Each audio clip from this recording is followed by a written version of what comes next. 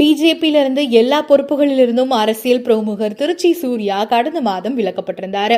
அவர் மேல நிறைய குற்றச்சாட்டுகளும் வைக்கப்பட்டிருந்தது. ஆனா இப்போ அமைச்சர் எல் முருகன் பத்தி பேட்டி ஒண்ணு கொடுத்திருக்காரு. அந்த பேட்டியில பல அவதூறுகள் அவர் சொல்லியிருக்கிறதா இப்போ அவர் மேல நிறைய புகார்கள் வந்திருக்கு.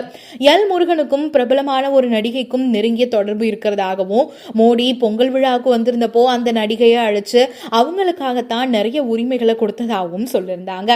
இது யாரு அப்படின்னு பலரும் கேள்வி கேட்டுட்டு இருந்த நிலையில பொங்கல் ஃபங்க்ஷன்ல நடிகை மீனாவும் கலா மாஸ்டரும் தான் இருந்தாங்க.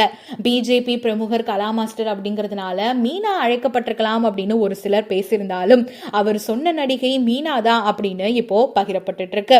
ஆனா அது மட்டும் இல்லாம மீனா அவர்களுக்கு நிறைய பொறுப்புகளை கொடுத்து அந்த ஃபங்க்ஷன்ல எல் முருகன் செஞ்சதா அப்பவே நிறைய விஷயங்கள் பகிரப்பட்டு இருந்தது.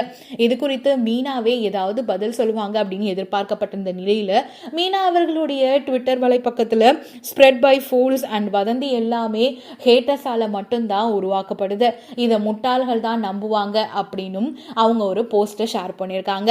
இது ஒரிஜினல் அக்கௌண்ட் தானா அப்படின்னு எல்லாருமே இப்போ ஒரு சந்தேகத்துல இருந்தாலும் அந்த போஸ்டுக்கு கீழே குஷ்பு அவர்கள் ஒரு கமெண்ட்டை பதிவு பண்ணியிருக்கிறதுனால இது மீனா அவர்களுடைய அக்கௌண்ட் தான் அப்படின்னு பகிரப்பட்டு இருக்கு.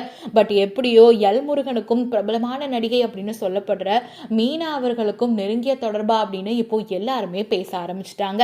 இந்த வதந்திக்கு முற்றுப்புள்ளி வைக்க மீனாவால தான் முடியும் அப்படின்னு சொல்லலாம்.